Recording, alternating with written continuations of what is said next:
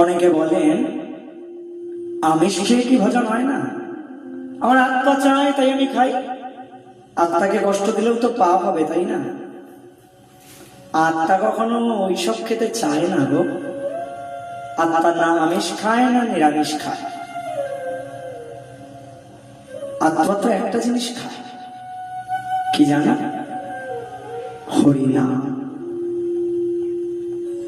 আমাদের এই দেহপিঞ্জর অর্থাৎ খাঁচার মধ্যে যদি আত্মারূপ পাখিটিকে তুমি আটকে রাখতে চাও, তবে পাখিটিকে দানা দিতে হবে।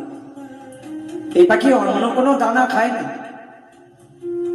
এই পাখি কোন দানা খায় জানো? এই পাখি একমাত্র হরিনামের দানা গ্রহণ করে। তাই যে যত বেশি হরিনাম করবে এই পাখি তার কাছে তত বেশি দিন থেকে যাবে। তাই আত্মা কিন্তু ওইসব কিছু চায় না। আত্মা চায় না যে তুমি এই খাও সেই খাও। আত্মা কখনো বলে না। ও তো জিহ্বার লালসে জীব ইতি উতি ধায়, শিষ্ণদর পরায়ণ কবু কৃষ্ণ নাহি পায়। ও তো জিহ্বার লালসে আমরা এদিকে ওদিকে ছুটে বেড়াচ্ছি। ও আসলে আত্মা চাইছে না। আত্মা চায় না। তবে সবাইকে প্রসাদ গ্রহণ করা উচিত। কেন জানো? মহাপ্রসাদের গুণ সর্বশাস্ত্রে গায়। মহাপ্রসাদের গুণ সর্বশাস্ত্রে তার মহিমা বর্ণিত হয়েছে, বর্ণনা করা হয়েছে। মহাপ্রসাদের কি গুণ, তাই না? যারা প্রসাদ গ্রহণ করেন, যারা ভগবত ভক্ত, তারা সকলেই জানেন মহাপ্রসাদের গুণ কতখানি। তাই মহাপ্রসাদের গুণ সর্বশাস্ত্রে গায়। আমিষাশীর হরিভজন ব্যর্থ হয়ে যায়। যিনি আমিষ গ্রহণ করেন, যার আহার শুদ্ধি হয় নাই, তিনি যতই ভজন করুক না কেন, তার ভজনে এমন ক্রিয়া হবে না। তাই সর্বপ্রথম তো নিয়মগুলোকে প্রতিপালন করতে হবে, তাই না? স্কুলে গিয়ে ভালো রেজাল্ট করব, ভালো ফল পাবো, সে তো অনেক পরের ব্যাপার।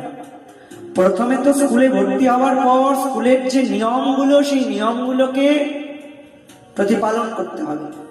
তারপর না পরীক্ষা দেব, তারপর না ভালো ফল পাবো, তারপর না ডিগ্রি অর্জন করবো, সেটা অনেক পরের কথা।